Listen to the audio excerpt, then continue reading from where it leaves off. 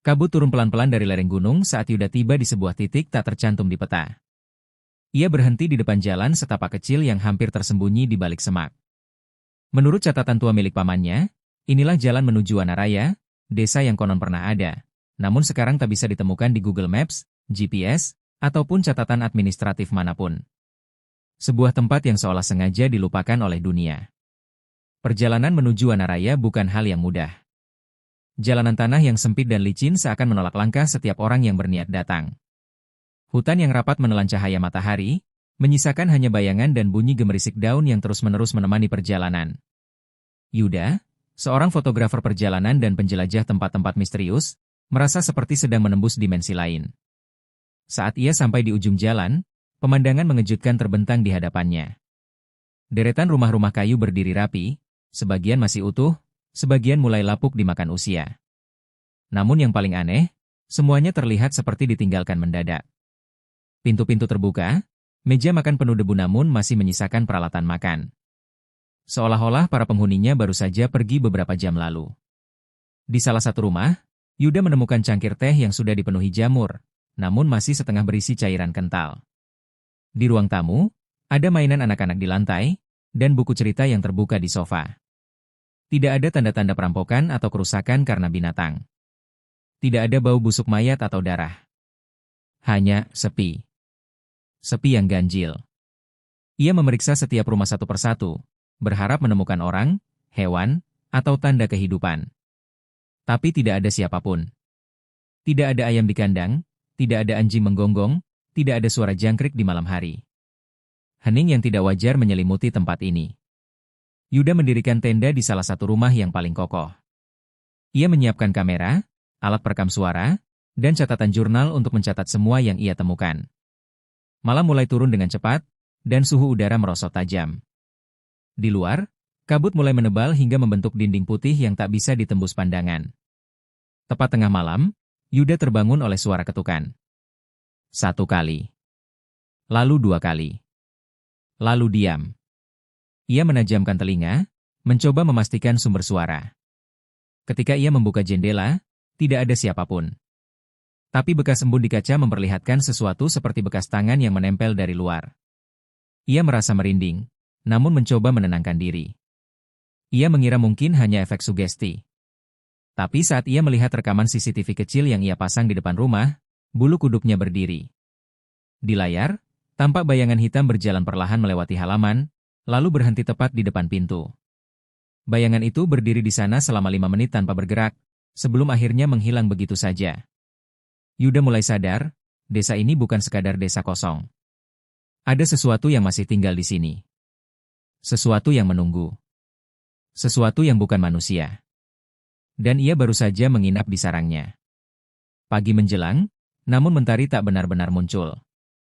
Langit hanya berubah dari hitam ke abu-abu pekat. Yuda bangun dengan tubuh letih dan kepala berat, seolah tidur semalam justru menyerap energinya. Udara pagi terasa lebih dingin dari semestinya, menusuk tulang dan menyisakan napas seperti uap. Ia memutuskan kembali ke rumah yang paling besar, kemungkinan rumah kepala desa.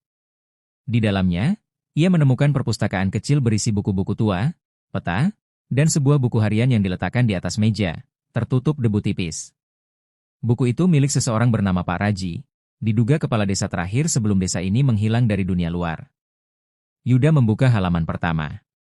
Tulisan tangan itu rapi dan tenang, mencatat kehidupan sehari-hari desa. Panen yang gagal, anak-anak yang bermain di lapangan, perayaan panen yang sederhana. Tapi saat memasuki minggu kedua bulan Juni 1997, tulisan mulai berubah, tinta yang lebih tebal, garis miring, dan kalimat-kalimat yang tidak selesai. Ada yang datang dari arah sumur. Warga bilang mereka mendengar bisikan saat malam. Aku belum percaya, tapi istri dan anakku mulai bicara sendiri. Kalimat itu tercetak jelas, diikuti dengan goresan-goresan acak di halaman berikutnya, seolah penulisnya menulis sambil gemetar ketakutan. Lembar terakhir adalah yang paling menyeramkan. Hanya ada satu kalimat, ditulis dengan tinta merah yang sudah pudar, kami tidak sendirian di sini. Tak ada tanda tangan, tak ada tanggal, seolah waktu berhenti ketika kalimat itu ditulis. Yuda menutup buku itu perlahan. Ia merasa sesuatu mengawasinya dari luar jendela, namun saat ia menoleh, hanya kabut yang menempel di kaca. Ia keluar dari rumah dan melihat jejak kaki di tanah yang basah. Tapi jejak itu terlalu besar untuk manusia, dan jaraknya terlalu jauh antara langkah satu dan lainnya. Ia mengikuti jejak itu dengan hati-hati, menelusuri pekarangan rumah menuju ladang di belakang desa. Di ujung ladang, jejak itu berhenti di tepi sebuah lubang kecil yang tampak seperti liang bekas galian. Tapi bukan lubang biasa. Di dalamnya ada bekas lendir kehitaman, dan bau busuk seperti daging membusuk. Yuda mengambil foto dan mencatat lokasi. Tapi tiba-tiba, tanah di sekitarnya bergetar pelan, seperti ada sesuatu yang bergerak jauh di bawah. Ia mundur perlahan dan kembali ke rumah dengan jantung berdetak tak karuan. Ia mulai sadar, desa ini menyimpan sejarah yang sengaja dikubur. Dan sepertinya, sesuatu dari sejarah itu sedang mencoba keluar. Hari ketiga di Wanaraya dimulai dengan kesunyian yang lebih pekat dari biasanya. Yuda terbangun dengan perasaan gelisah. Mimpinya malam tadi dipenuhi suara tangisan anak kecil dan bayangan tangan-tangan hitam yang meraih dari balik kegelapan. Ia berkeringat meski udara pagi membekukan. Ia memutuskan untuk menelusuri lokasi yang disebut dalam buku harian Paraji, sumur di ujung timur desa.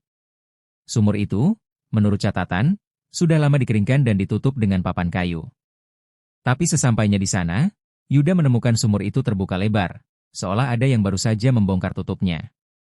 Rasa penasaran mengalahkan ketakutan. Yuda menyalakan senter dan menyorot ke dalam lubang sumur. Jauh di bawah, air tampak masih menggenang.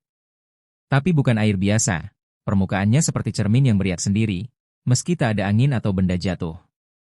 Dan dari dalam, terdengar suara lirih. Awalnya hanya desi samar. Lalu berubah menjadi bisikan. Kata-kata yang tidak ia pahami, namun terasa seperti memanggil namanya. Yuda. Yuda. Suara itu terdengar dari segala arah, membuat bulu kuduknya berdiri. Ia mundur beberapa langkah, tapi rasa ingin tahu menahannya untuk pergi. Ia menurunkan alat perekam suara ke dalam sumur menggunakan tali. Setelah beberapa menit, ia menariknya kembali dan memutar rekaman. Yang terdengar hanyalah suara air, lalu suara tangisan anak kecil. Tangisan itu berubah menjadi tawa yang dingin, lalu sunyi mendadak. Tiba-tiba, suara ketukan terdengar dari balik sumur. Yuda terlonjak. Ia menoleh ke sekeliling, tapi tidak ada siapa-siapa. Ia mendekatkan telinga ke bibir sumur dan suara itu terdengar jelas, ketukan seperti kuku di permukaan logam, dari dalam. Tak ingin mengambil risiko, Yuda memutuskan untuk meninggalkan area sumur. Tapi saat ia berjalan pergi, ia merasa langkahnya diikuti. Setiap kali ia berhenti, suara langkah juga berhenti. Ia mulai berlari kecil, namun suara di belakangnya pun ikut berlari. Sesampainya di rumah, ia menutup semua pintu dan jendela, lalu memeriksa kameranya. Saat ia melihat foto sumur yang ia ambil pagi itu, matanya membelalak. Dalam salah satu foto, terlihat bayangan anak kecil berdiri di pinggir sumur, menatap langsung ke arah kamera. Tapi ia tahu pasti, pagi tadi ia sendirian. Tidak ada anak kecil di sana. Dan sekarang, dari jendela rumah, ia mendengar suara tawa anak-anak di tengah desa yang seharusnya tak berpenghuni. Malam keempat di Wanaraya terasa jauh lebih gelap dari malam-malam sebelumnya. Bulan yang biasanya menggantung redup di langit, kini tertutup kabut tebal. Tidak ada suara burung malam atau jangkrik. Yang ada hanya hening, seperti dunia menahan napas. Yuda menyalakan lentera minyak karena baterai senter mulai habis. Cahaya kuning yang goyah menjadi satu-satunya pelindung dari kegelapan. Ia duduk di pojok rumah sambil menatap monitor kecil dari kamera pengintai. Di layar, beberapa titik merah menunjukkan pergerakan yang seharusnya tidak ada. Kamera di dekat sumur, di jalan masuk desa, dan di ladang belakang semua memperlihatkan bayangan-bayangan samar yang tidak masuk akal. Pukul 2 pagi, suara pintu diketuk lagi. Kali ini lebih keras. Bukan hanya satu ketukan, tapi berulang-ulang. Yuda mendekat dengan hati-hati. Ia menahan napas dan mengintip dari celah kayu. Tidak ada siapapun. Tapi ketukan masih terus terdengar, bukan dari pintu depan, melainkan dari dalam lemari kayu tua di pojok ruangan. Ia menyalakan kamera dan perlahan membuka lemari itu. Di dalamnya hanya baju-baju lama yang menggantung dan bau apek yang menusuk. Tapi saat ia hendak menutupnya kembali, dari dalam lemari terdengar suara perempuan berbisik. "Kau tak seharusnya di sini." Yuda mundur dengan tubuh gemetar. Ia tak bisa membedakan mana yang nyata dan mana yang ilusi. Semua terasa terlalu nyata untuk sebuah mimpi buruk. Ia menghidupkan perekam suara dan duduk kembali. Ia mencoba berbicara, merekam pikirannya, berharap jika sesuatu terjadi, jejaknya akan tetap ada. Beberapa menit kemudian, suara langkah kaki terdengar di atap. Bukan tikus. Bukan binatang. Langkah berat dan lambat, seolah seseorang sedang berjalan bolak-balik. Yuda menatap langit-langit yang berdebu. Debu mulai berjatuhan, dan lalu, bunyi ketukan dari atas. 3 kali. Lalu diam. Lalu 3 kali lagi. Ia berlari keluar rumah dengan membawa kamera. Udara malam begitu dingin hingga napasnya membentuk kabut tebal. Ia menengadah, berharap melihat sesuatu di atap. Namun tak ada siapapun di sana. Hanya kabut yang mengambang perlahan, menutupi puncak rumah. Namun saat ia menoleh ke halaman, matanya menangkap sosok hitam berdiri di bawah pohon besar. Sosok itu diam, nyaris tak terlihat kecuali matanya, merah menyala seperti bara api. Tanpa berpikir panjang, Yuda mengambil gambar. Tapi saat lampu flash menyala, sosok itu menghilang. Ia kembali masuk rumah dan melihat hasil foto. Kosong. Tidak ada sosok hitam. Tidak ada mata merah. Tapi anehnya, dalam foto itu terlihat bayangan dirinya sendiri, sedang berdiri di dekat sumur. Padahal ia yakin baru saja berada di halaman. Malam itu, Yuda tidak bisa tidur. Dan untuk pertama kalinya sejak ia tiba, ia mulai berpikir untuk pergi. Tapi sesuatu memberitahunya, ia sudah terlalu jauh masuk. Wanaraya tidak akan membiarkannya pergi begitu saja. Dan malam ini, para penunggu mulai menampakkan diri. Keesokan harinya, udara terasa lebih berat. Seolah-olah seluruh desa sedang menahan sesuatu yang hendak meledak. Yuda berjalan menuju bangunan kecil di sisi timur yang ia lewatkan selama hari-hari sebelumnya. Bangunan itu seperti gudang, namun dilapisi kayu tua dan pintunya dipalang dari luar dengan rantai berkarat. Penasaran, Yuda mencari cara untuk masuk. Ia menemukan linggis tua di salah satu rumah dan mulai mencongkel gembok yang mengunci rantai. Setelah beberapa menit, rantai itu patah dan pintu terbuka dengan suara berderit panjang. Bau menyengat langsung menyeruak keluar, perpaduan antara dupa yang sangat lama dan kayu lapuk. Di dalam, ruangan gelap itu hanya disinari cahaya matahari yang masuk dari celah dinding. Di tengah-tengahnya berdiri sebuah altar kayu tua, dengan kain merah kusam melingkari bagian atasnya. Di atas altar, terdapat benda menyerupai keris, namun bentuknya aneh, lebih panjang dan melengkung tak beraturan, seperti terbuat dari tulang yang dibakar.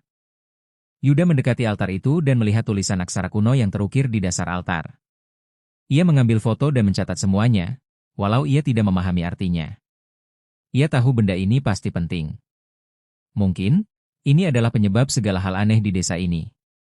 Atau mungkin, satu-satunya kunci untuk menghentikannya.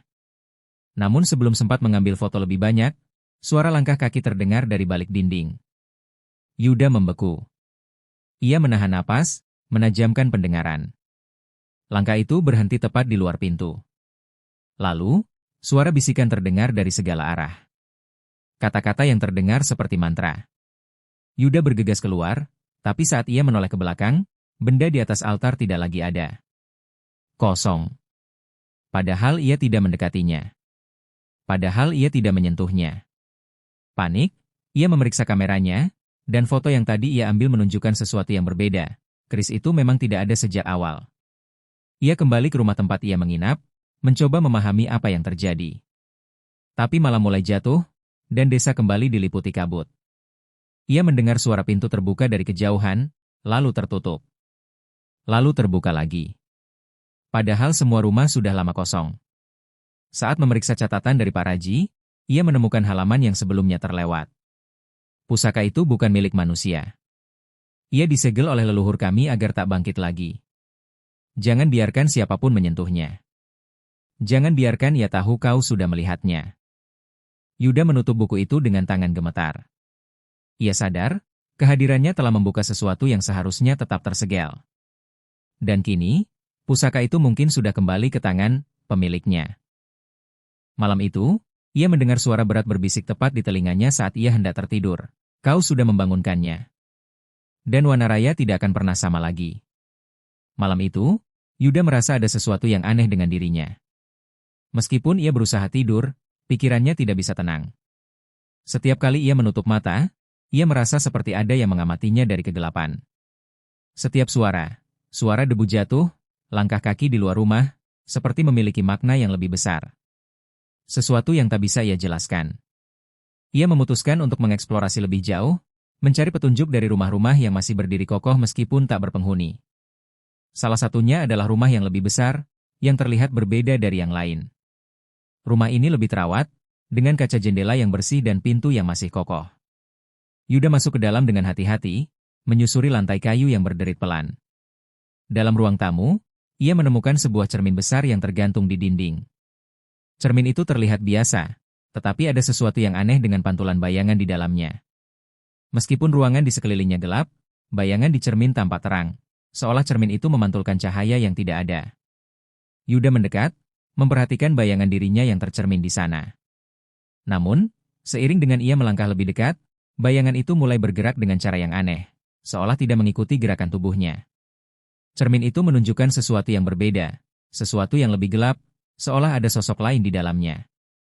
Saat ia menatap lebih lama, bayangan di cermin mulai berubah, wajahnya terdistorsi, seolah seseorang sedang menatapnya dari sisi lain cermin. Kemudian, terdengar suara berbisik yang memanggil namanya. Yuda. Yuda. Jantungnya berdegup kencang. Ia mundur, dan bayangan di cermin itu mengikuti gerakannya, memperbesar, memperjelas wajah yang semakin tak jelas. Seolah cermin itu mencoba menelan dirinya.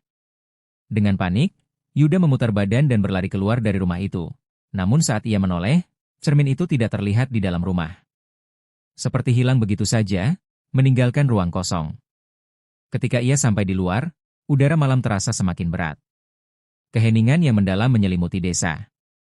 Tidak ada suara angin, tidak ada suara apapun. Hanya ada satu perasaan yang membekap, bahwa ia tidak sendirian. Yuda berlari ke rumah tempat ia menginap, menutup pintu dengan cepat, dan mengunci semua jendela. Namun, saat ia melihat keluar dari jendela, ia melihat bayangan gelap yang melintas cepat di antara pepohonan.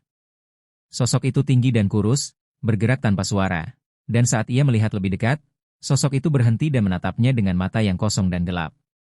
Pada saat itu, Yuda sadar bahwa Wanaraya memiliki banyak rahasia yang bahkan cermin pun enggan menunjukkan. Yuda terjaga lebih awal dari biasanya. Udara di luar terasa semakin dingin, dan kabut yang tebal mulai menyelimuti seluruh desa Wanaraya. Setiap rumah yang ia lewati tampak sepi, seolah tidak ada kehidupan yang tersisa. Ia merasa seperti terperangkap dalam waktu yang tidak bergerak. Ia kembali membuka buku catatan milik Pak Raji, mencoba mencari petunjuk lebih lanjut tentang desa ini. Halaman-halaman yang sebelumnya ia lewatkan kini menunjukkan sesuatu yang berbeda. Di halaman terakhir, terdapat sebuah peta kuno yang menggambarkan lokasi-lokasi tertentu di desa yang ia belum kunjungi. Salah satunya adalah sebuah hutan tua di ujung desa, yang di peta itu hanya diberi tanda silang merah. Tidak ada penjelasan lebih lanjut, hanya tanda itu yang mengundang rasa penasaran Yuda. Setelah beberapa detik berpikir, ia memutuskan untuk menuju ke tempat itu. Walau perasaan tidak nyaman terus menghantui, dorongan untuk menemukan jawaban yang lebih besar membuatnya tidak bisa menahan diri. Saat ia melangkah menuju hutan, kabut semakin tebal, menutupi pandangannya.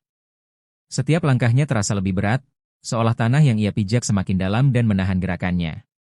Pohon-pohon besar berdiri kokoh di sekelilingnya, dengan ranting-ranting yang tampak seperti tangan yang siap meraih. Ketika ia sampai di tengah hutan, suasana berubah. Suara angin yang biasanya berdesir, kini terhenti. Hutan itu menjadi sunyi, terlalu sunyi.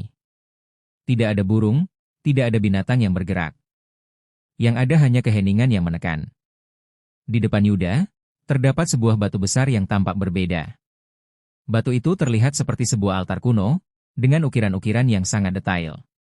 Di sekeliling batu itu, terdapat beberapa benda-benda aneh yang tergeletak, seperti potongan kain tua, bunga-bunga yang layu, dan beberapa benda lain yang tampaknya sudah lama ditinggalkan. Yuda mendekat dengan hati-hati, meneliti setiap benda yang ada di sekitar batu. Tanpa disadari, ia menginjak sebuah batu kecil, dan suara gemerisik muncul dari balik semak-semak. Yuda terlonjak mundur, menatap sekelilingnya. Tidak ada apapun yang bergerak, tetapi rasa was-was semakin menguasai dirinya. Tiba-tiba, sebuah suara berat terdengar dari balik pepohonan, menggelegar di udara.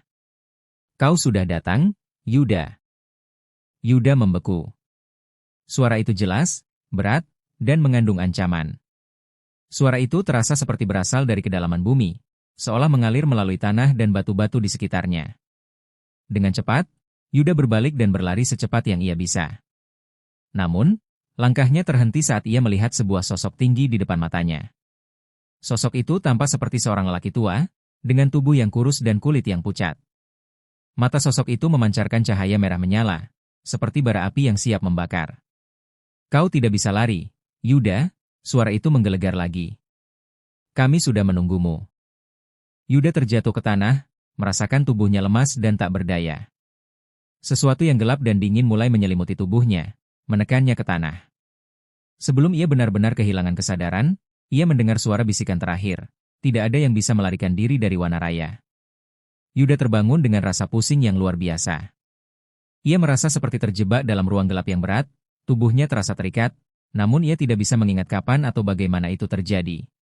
Yang ia tahu, udara di sekelilingnya terasa sesak, dan suara-suara samar mengalir di dalam kepalanya. Rasanya seperti ada banyak bisikan yang terperangkap di dalam ruang itu, saling berbicara satu sama lain. Dengan perlahan, ia membuka matanya. Semua yang ia lihat adalah kegelapan. Tidak ada cahaya, hanya kabut hitam yang mengelilinginya.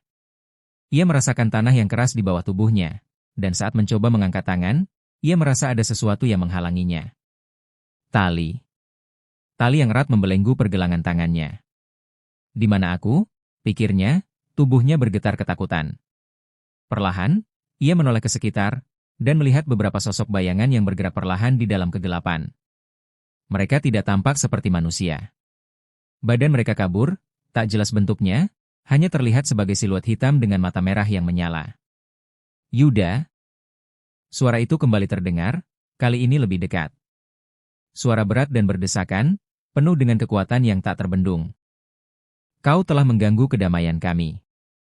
Yuda berusaha bangkit, namun tubuhnya terasa berat. Seperti ada kekuatan tak kasat mata yang menahannya. Saat ia berusaha menarik napas dalam-dalam, rasa sesak itu semakin menjadi-jadi. Ia mendapati dirinya berada di dalam sebuah ruangan bawah tanah yang gelap, dengan dinding yang tertutup lumut dan kerak hitam. Sosok bayangan itu semakin mendekat. Mereka mulai mengelilinginya, matanya yang merah semakin tajam menatapnya. Mereka tidak berbicara lagi, hanya berdiri diam, seperti menunggu sesuatu. Yuda merasakan ketakutan yang begitu mendalam, tubuhnya kaku, dan hatinya berdebar tak terkendali. Tiba-tiba, suara keras terdengar dari atas, seperti sesuatu yang jatuh. Kemudian, cahaya mulai memancar dari celah-celah kecil di dinding bawah tanah, menyinari wajah-wajah yang mengelilinginya. Dalam kilasan cahaya itu, Yuda melihat wajah-wajah yang penuh dengan kebencian. Wajah-wajah yang tampak bukan dari dunia ini. Kau tidak seharusnya datang ke sini, salah satu suara itu bergema di telinganya. Ini adalah tempat yang terlarang. Tempat yang telah kami lindungi selama berabad-abad. Mata Yuda terbuka lebar. Ia sadar bahwa ia tidak bisa melarikan diri. Ia tidak hanya terperangkap dalam ruang ini, tetapi juga dalam takdir yang sudah ditentukan oleh Wanaraya. Desa ini bukan sekadar tempat yang terisolasi, ia adalah perangkap untuk mereka yang cukup bodoh untuk masuk. Dengan tubuh yang lemas, Yuda berusaha berbicara, berharap ada jalan keluar. Apa yang kalian inginkan dari saya? Bayangan itu mendekat, dan salah satu dari mereka berbicara, kami ingin kau mengenal apa yang tersembunyi di Wanaraya. Wanaraya tidak akan membiarkan siapapun pergi begitu saja. Dalam sekejap, ruang itu berubah, dinding dan lantai mulai berputar, dan Yuda merasa seolah dunia ini mulai berbalik. Mata merah itu menatapnya penuh amarah. Mereka tahu bahwa Yuda telah mengetahui terlalu banyak, dan itu adalah ancaman bagi mereka. Hanya ada satu pilihan bagi Yuda, mengikuti takdir yang sudah dipilihkan untuknya, atau mengungkapkan kebenaran yang akan mengubah segalanya. Namun, satu hal yang pasti, Wanaraya tidak akan membiarkannya pergi begitu saja. Yuda merasakan tubuhnya semakin lemah. Ketegangan di dalam ruangan bawah tanah semakin meningkat, dan suara bayangan-bayangan itu semakin terdengar di telinganya. Meskipun ia merasa tak berdaya, ia tahu bahwa ia harus berjuang untuk bertahan hidup. Ada sesuatu yang ia rasakan, sebuah kebenaran yang belum sepenuhnya ia pahami tentang Wanaraya. Tiba-tiba, salah satu bayangan itu berbicara lagi, suaranya seperti bergetar dalam gelap. Kau ingin tahu kebenarannya, Yuda? Yuda mengangguk, meskipun mulutnya terasa kering dan hatinya berdebar kencang. Apa yang sebenarnya terjadi di desa ini? Kenapa kalian semua terperangkap di sini? Tanyanya, suaranya terbata-bata. Bayangan itu tertawa pelan, lalu menjawab dengan suara yang seram. Wanaraya bukan sekadar desa. Desa ini adalah perantara. Sebuah batas antara dunia kita dan dunia yang jauh lebih gelap. Kami, yang terperangkap di sini, adalah penghuninya, tetapi bukan orang-orang yang datang dengan niat baik. Kami adalah bayangan yang terperangkap dalam lingkaran waktu yang tak pernah berakhir. Yuda terkejut mendengar penjelasan itu. Ia mulai menyadari bahwa desa ini jauh lebih tua daripada yang ia kira. Wanaraya adalah tempat yang menghubungkan dunia manusia dengan dunia yang tidak bisa dipahami oleh pikiran manusia. Dan setiap orang yang datang ke sini, seperti dirinya, terperangkap dalam perangkap waktu yang abadi. Tapi kenapa kalian memanggil saya? Tanya Yuda, semakin bingung. Apa yang kalian inginkan dari saya? Bayangan itu menggelengkan kepala. Kau adalah bagian dari takdir kami, Yuda. Semua yang terjadi di desa ini, semua yang terjadi padamu, sudah ditentukan dari awal. Wanaraya membutuhkan pengorbanan, dan kau adalah pengorbanan itu. Pernyataan itu menghantam Yuda dengan keras. Ia merasa seolah seluruh dunia di sekitarnya runtuh. Ia tidak tahu apa yang harus dilakukan. Apakah ia harus menerima kenyataan ini, atau berusaha melarikan diri dan melawan takdir yang sudah ditentukan? Sosok bayangan yang paling dekat dengan Yuda melangkah maju, mendekatkan wajahnya yang pucat dan kosong. Tidak ada yang bisa melarikan diri dari Wanaraya, bisiknya, suaranya menembus ke dalam jiwa Yuda. Kami sudah menunggu lama untuk kedatanganmu. Sekarang, waktunya tiba. Yuda merasa tubuhnya semakin lemah, seolah kekuatan hidupnya perlahan-lahan disedot keluar. Ia merasakan kegelapan yang begitu dalam, namun masih ada sedikit harapan yang tertinggal di dalam dirinya. Ia memikirkan tentang rumahnya, keluarganya, dan kehidupan yang ia tinggalkan sebelum datang ke desa ini. Apakah itu semua akan hilang begitu saja? Dengan sisa-sisa tenaga yang ada, Yuda mencoba berpikir jernih. Mungkin ada jalan keluar. Mungkin saja ia bisa melawan takdir yang telah ditentukan untuknya. Namun, saat itulah ia melihat sesuatu yang aneh di balik bayangan tersebut. Sebuah cahaya kecil yang mulai menyinari ruangan itu. Cahaya itu semakin terang, dan Yuda merasakan sebuah dorongan yang kuat. Tanpa pikir panjang, ia melompat ke arah cahaya tersebut, berharap itu adalah jalan keluar dari kegelapan yang mengurungnya. Namun, saat ia hampir mencapai cahaya itu, bayangan-bayangan itu berteriak keras, mencoba menariknya kembali ke dalam kegelapan. Kau tidak akan bisa melarikan diri, Yuda. Teriak mereka bersamaan, namun cahaya itu semakin kuat, menarik Yuda menuju kebebasan. Yuda tidak bisa berhenti. Ia terus bergerak, meskipun tubuhnya terasa semakin lemah. Bayangan-bayangan itu semakin menjauh, dan akhirnya, cahaya itu menyelubunginya sepenuhnya, melepaskannya dari cengkraman dunia yang gelap dan menakutkan. Namun, ketika ia merasakan dirinya melayang bebas, ia tersadar bahwa ia telah meninggalkan Wanaraya. Di luar sana, kabut masih tebal, dan suara-suara dari desa itu mulai memudar. Tetapi satu hal yang pasti, Yuda tidak akan pernah sama lagi. Wanaraya telah meninggalkannya dengan bekas yang tak akan pernah hilang. Dengan langkah yang goyah, Yuda berjalan pergi dari desa itu. Dia tahu, meskipun dia berhasil keluar, Wanaraya akan terus menghantuinya, selamanya. Yuda melangkah pergi dari desa Wanaraya, namun langkahnya terasa berat. Meskipun ia telah meninggalkan kabut tebal yang menyelimuti desa itu, ada sesuatu yang tak bisa ia lepaskan, bayangan yang selalu mengikuti, suara yang terus bergema dalam benaknya. Ia merasa seperti terperangkap dalam dunia yang berbeda, terhalang oleh kenyataan yang mengaburkan apa yang seharusnya menjadi hidupnya. Malam itu terasa lebih sunyi dari sebelumnya. Angin malam berhembus dengan pelan, seolah berusaha membisikkan sesuatu yang tak bisa ia dengar. Di kejauhan, kabut yang sebelumnya mengelilingi Wanaraya perlahan-lahan menghilang, tetapi tidak sepenuhnya. Sisa-sisa kegelapan itu seakan menari-nari di udara, membuat suasana semakin mencekam. Apakah aku benar-benar bebas?